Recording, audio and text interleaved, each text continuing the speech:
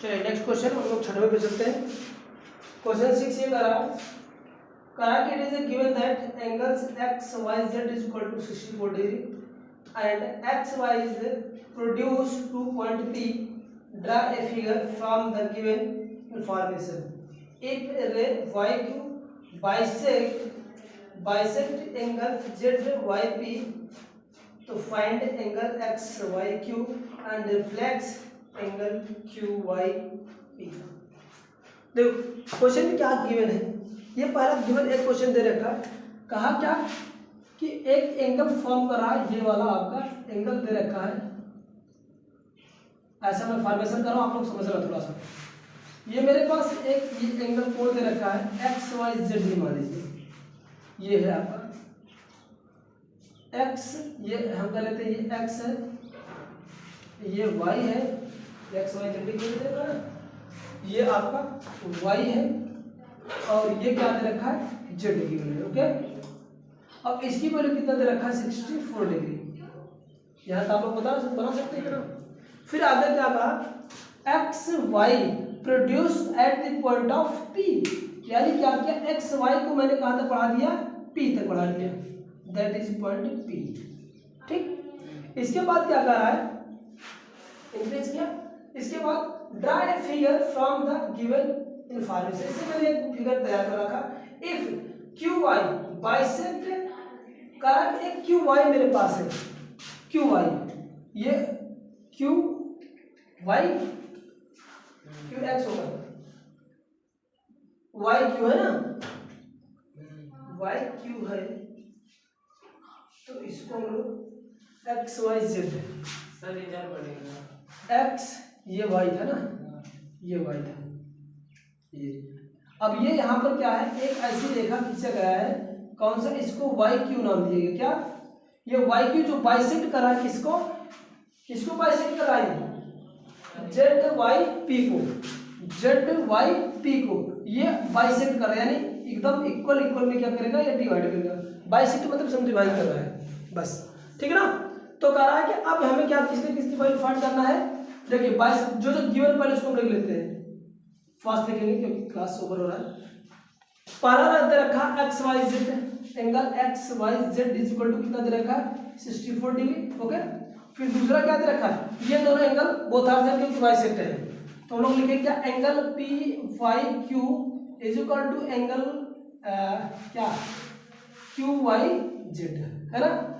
Value किसका पूछ रहा है, वैल्यू किसका पूछ रहा है, बोलो फट से। Q Y p, q Y p p की वैल्यू पूछ रहा है, क्यू वाई पी की वैल्यू पूछ रहा है, यानी कहने का मतलब इस वाले का बाइसेक्टर की वैल्यू पूछ रहा है। ओके, चलिए हम लोग निकालते हैं। हम करते हैं कि अगर मैं मान लूं इसका अगर एंगल एक्स है तो ये कितना होगा एक्स, क्योंकि बाइसेक्टर है ना, ये भी बाइसेक्टर, यानी इस एंगल का बाइसेक्टर एक्स, तो ये भी एक्स होगा। अब हम लोग जानते हैं क्या लाइन पेयर एंगल क्या होता है, कि जितने भी इस पे एंगल हो, अगर लाइन पेयर है तो एंगल का दो जो होगा वो कितना होगा 90 का होता है। या लाइन एंगल हम लगाते हैं तो हम लोग प्रूफ लिखेंगे क्या, सॉल्व में यहाँ से हम लोग सॉल्व करते हैं सॉल्व। अब चलो ये हम लेके चलते हैं, एक रेखा पे एक वन लाइन पे कितने एंगल का डिग्री, यानी कितने एंगल का डिग्री बनता है 180 का। तो जितने भी एंगल है इसका सभी का सम करेंगे तो एक 180 के बराबर होता है एक रेखा पे। तो हम लोग करेंगे क्या, एंगल्स ये वैल्यू रखो फटाफट, एक्स वाई जेड प्लस का जेड वाई क्यू प्लस का q Y p equal to कितना होगा 180, क्योंकि ये सब के सब एक रेखा पे है, वन लाइन पे है।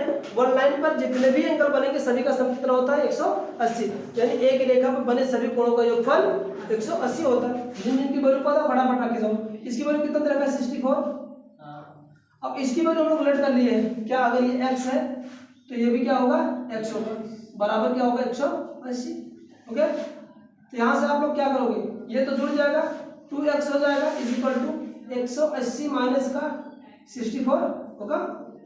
चलो 2x इज इक्वल टू कितना घटा दो, ये आ जाएगा 6 आ जाएगा, ये होगा 1 और ये 1 हो गया, है ना। तो चलो x की वैल्यू कितना आ जाएगी 116 अपान का 2, तो यहाँ से कितने वैल्यू डिवाइड करो, चलो फर्स्ट डिवाइड करो भाई। x इज इक्वल टू क्या होगा 2 पच्चा का 10 और 2 अट्ठे का 16। तो x की वैल्यू कितनी आ गई मेरे पास?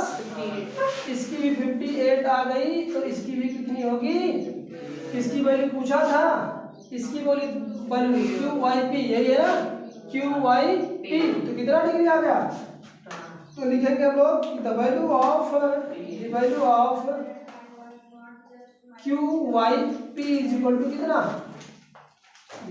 दूसरा रिफ्लेक्स एंगल पूछा था, मैंने बताया था जब रिफ्लेक्स एंगल पूछेगा तो 360 में से उसको क्या कर देना है? घटा देना है। तो यहाँ पर लिखेंगे रिफ्लेक्स एंगल क्या? Q Y p is equal to क्या होगा? 360 माइनस का 50 का 8, घटा दो फट से, ये 2 आ जाएगा, ये कितना होगा? 0, और ये आ जाएगा, दोनों ये आंसर बनेंगे। आप लोग आंसर चेक कर दो और फट से इसको नोट कर लीजिए, ठीक है ना। उम्मीद है कि ये चीज़ें आप लोग को बेटर समझ में आएगी।